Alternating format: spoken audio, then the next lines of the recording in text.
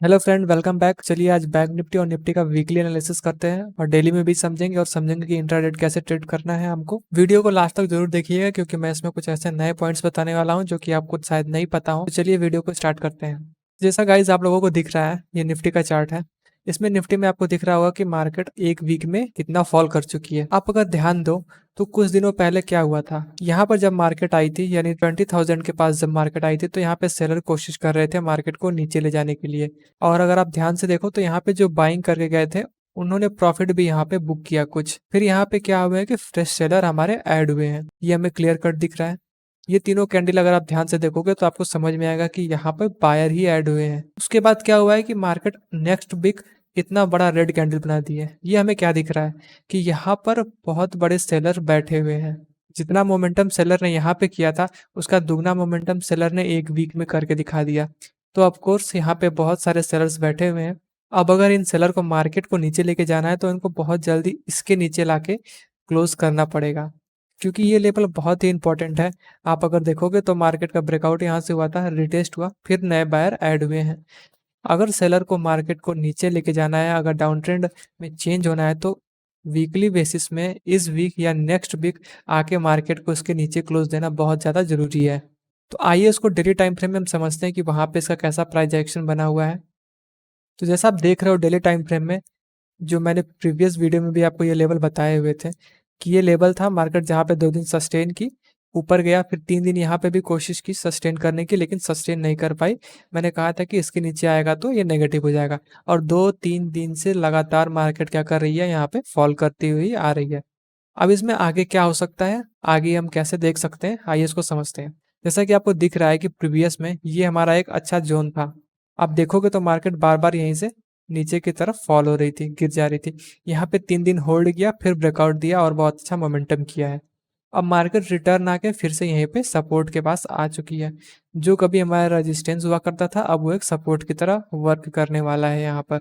अभी यहाँ पे क्या हो सकता है कि मार्केट थोड़ा बहुत पुल बैक ले सकती है, क्योंकि आप देख रहे हो कि मार्केट कंटिन्यूस 1 2 3 4 कैंडल रेड बना चुकी है। अभी तो कोई भी ग्रीन कैंडल नहीं बनी हुई है। तो यहाँ पे एक ग्रीन कैंडल बन जाए, 1 2 कैंडल और बन जाए, उसके बाद ब्रेकआउट दे तो हम मार्केट फिर से ये क्या करेगी, इसी जोन में आ जाएगी जो कि साइडवेज जोन था। और फिर इसके बाद ब्रेकआउट होगा तो हमको नीचे की तरफ एक अच्छा मोमेंटम देखने के लिए मिलेगा।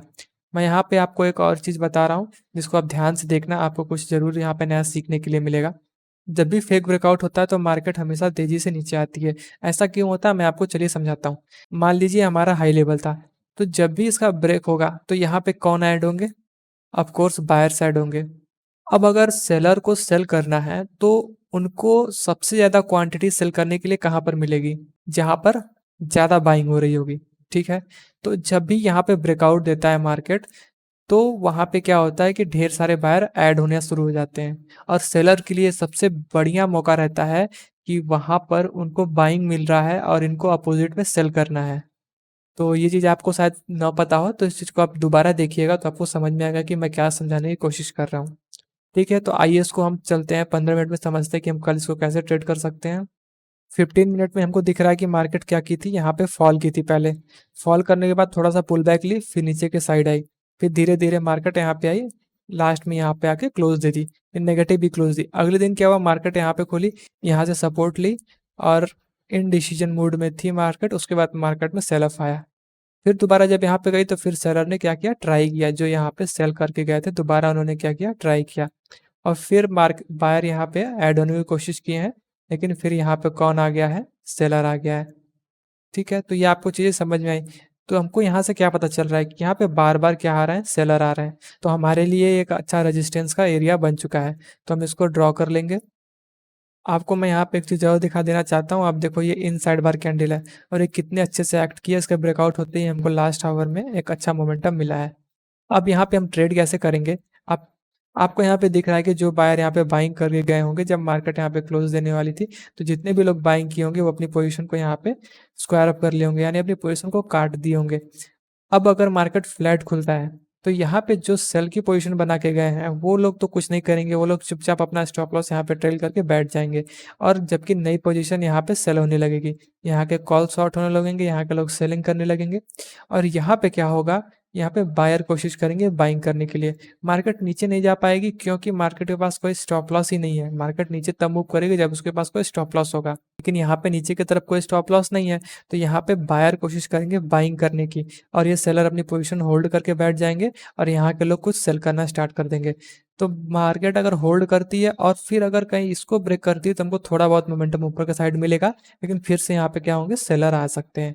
हाँ, अगर मार्केट यहाँ पे जाने के बाद, यहाँ से होल्ड करने के बाद, यहाँ पे जाने के बाद अगर होल्ड करती है और फिर ब्रेकआउट देती है तो हमको यहाँ तक का एक अच्छा मोमेंटम देखने के लिए मिल सकता है।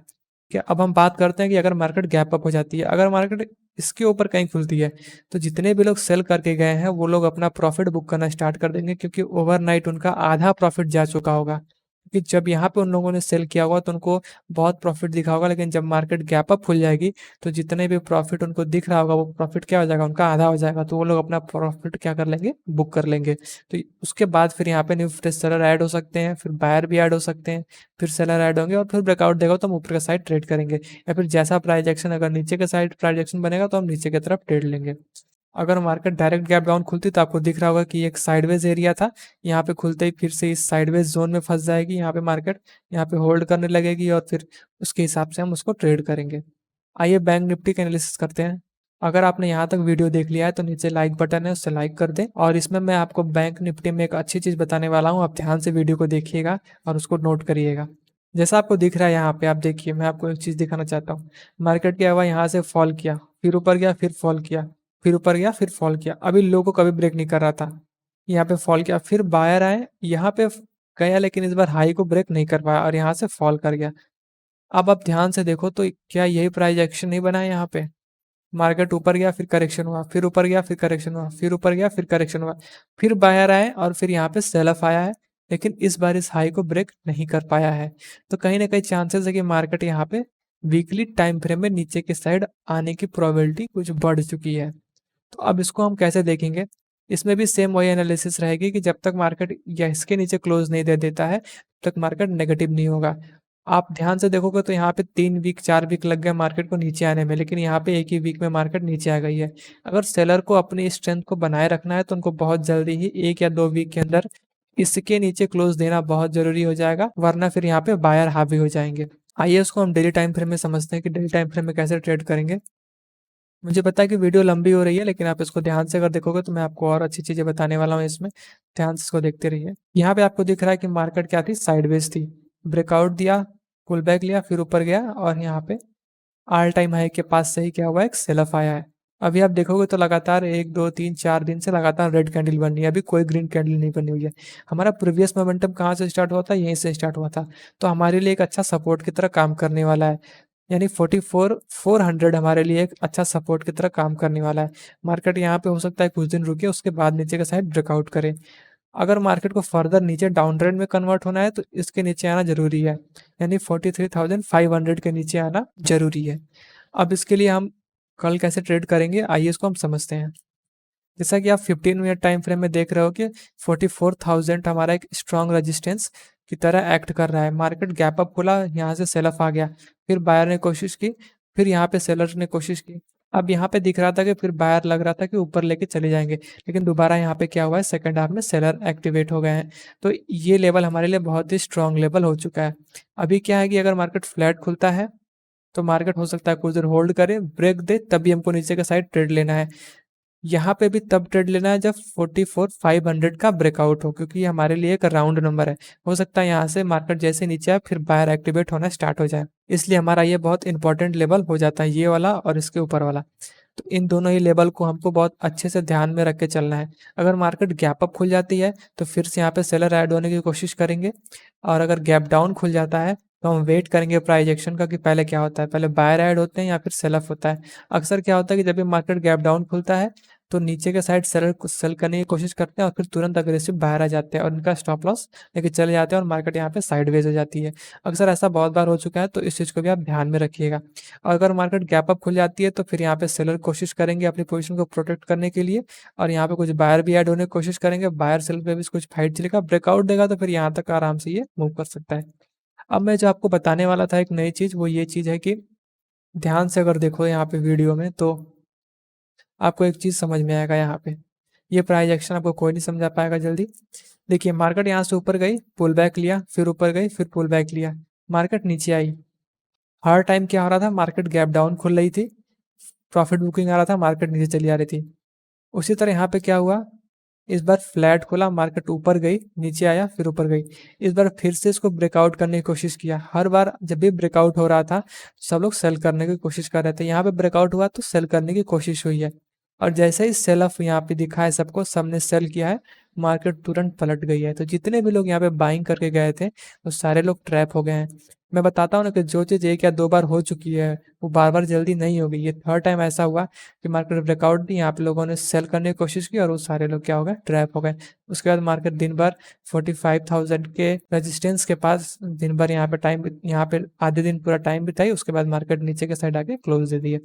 आपको मेरा एनालिसिस कैसा लगा नीचे वीडियो में कमेंट करके जरूर बताएं। और लाइव मार्केट में मैं आपको टेलीग्राम पे अपडेट देता रहता हूं, आप वहां पे जाके मुझे फॉलो कर सकते हैं। अगर मेरी वीडियो आपको अच्छी लगती है तो नीचे सब्सक्राइब बटन है, उसको दबा दें। मैं ऐसी अच्छी एनालिसिस आपके लिए हमेशा लेके आता रहूंगा। Thank you for watching friends.